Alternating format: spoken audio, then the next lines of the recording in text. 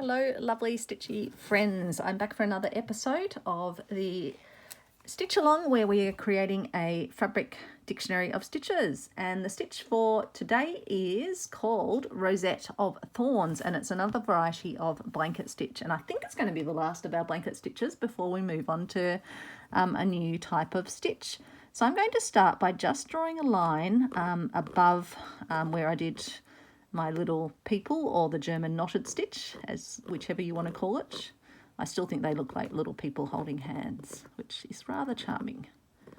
But you could do this anywhere, but basically you want a line along the base to just be your guide. And then we're going to be doing little thorn shaped formations, and we'll want to evenly space them. So I think I'll start with working out my central point. So we've got 1, 2, 3, 4, 5, 6, 7, 8, 9, 10. Christine can count. So the midpoint will be number 5 and 6. So 1, 2, 3, 4, 5. So somewhere between here is the midpoint. So I'm going to put a longer upward line in the middle. So that's going to be the middle of my thorn rosette. And then coming out to the side, but slightly shorter, I'm going to have two thorns, I guess that's what we call them.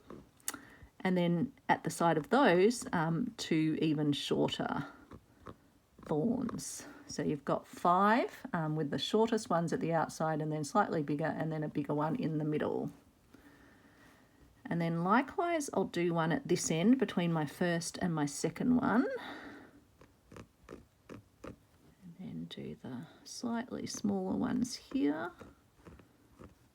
And here, and then slightly smaller again at the sides.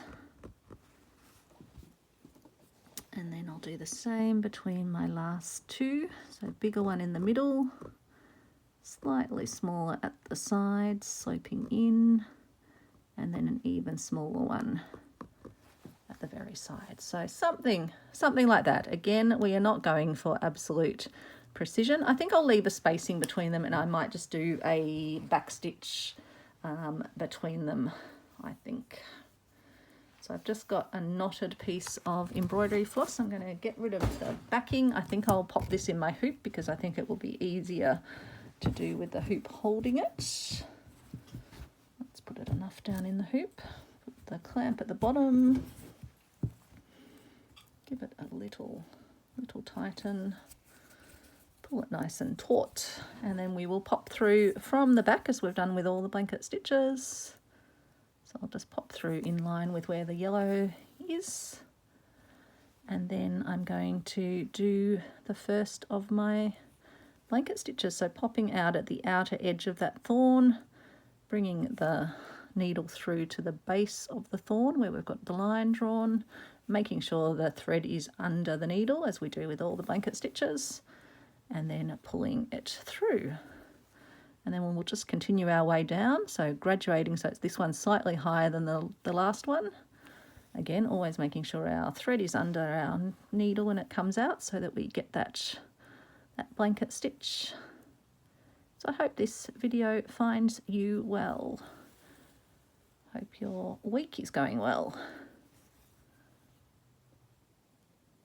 Okay.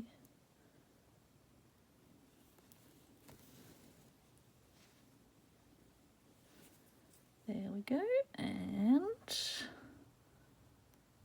the final one of the first thorn. So that's our first little thorn cluster. And then I think I'll just jump forward a little bit with one stitch. And if you were starting another thorn, then you would do that there, but I'm then now just going to do some back stitch along here.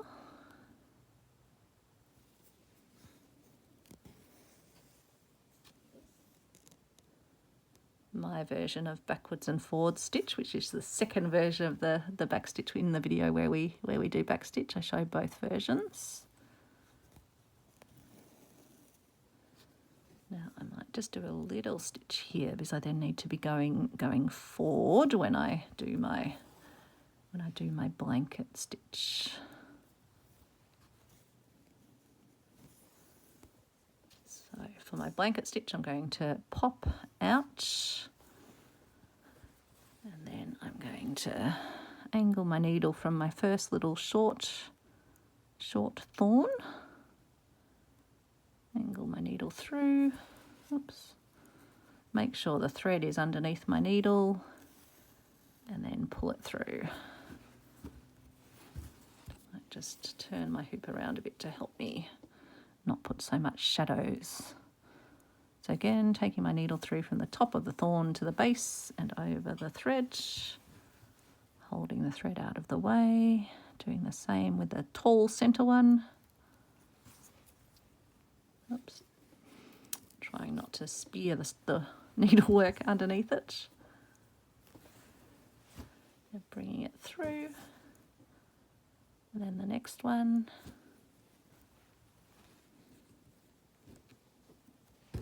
Bringing it through. And then finally, for this one, the little one.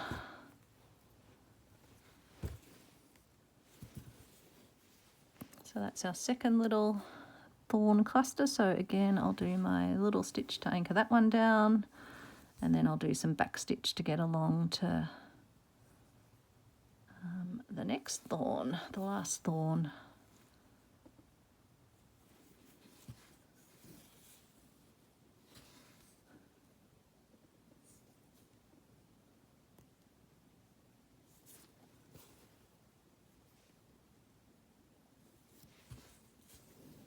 I've just been amazed how many different blanket stitches there actually are. It's quite incredible. Might need to do a short one and then... Actually, no, that should work okay. I'll go backwards and then go forwards. Just have to space it so my needle's coming up in the right place for when I do the blanket stitch.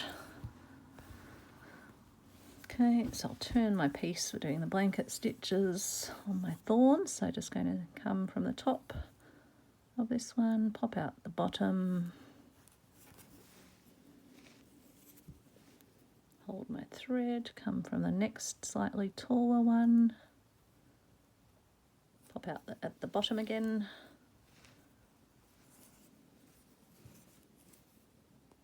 from the top. They almost look like little eyelashes. Well, they'd be good for grass, little clumps of grass as well if you're doing a little scene.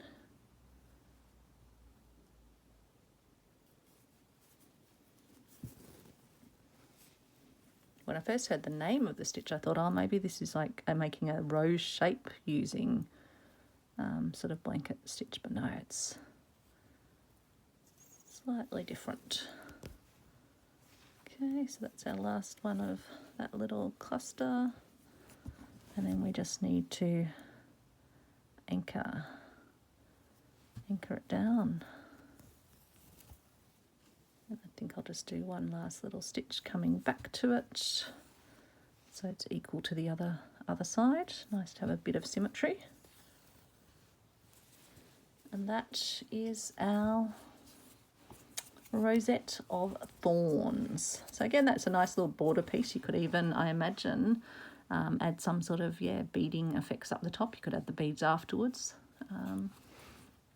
Yeah, really happy with that. So let's just take a look back at all of our blanket stitches. Prizes to anyone who remembers all of the names of the different ones. So we had our regular blanket stitch, and then we had our double, I've forgotten the exact title of it. We had our pinwheel, we had our sun wheel, we had our blanket stitch filling, our honeycomb, our little people, or otherwise known as German knot. We had our Rosette of Thorns. We had our loop, I think blanket loop stitch, but to make a rose. We had our long and short, as well as our scallop as part of long and short. We had our detached blanket stitch, and we had our detached blanket stitch swirl. Oh, and then we had our whipped blanket stitch, and we had our scalloped blanket stitch. Wow, that's a lot. I think we should be very proud of ourselves for mastering all of those. They don't even fit on the screen when I'm zoomed in this much. So I do believe, unless we do find any other blanket stitches, tomorrow we'll be moving on to braid stitch, B-R-A-I-D stitch, in case you're writing your little titles and want to get that pre-stitched. So I'll see you then. Thanks so much for watching. Bye everyone.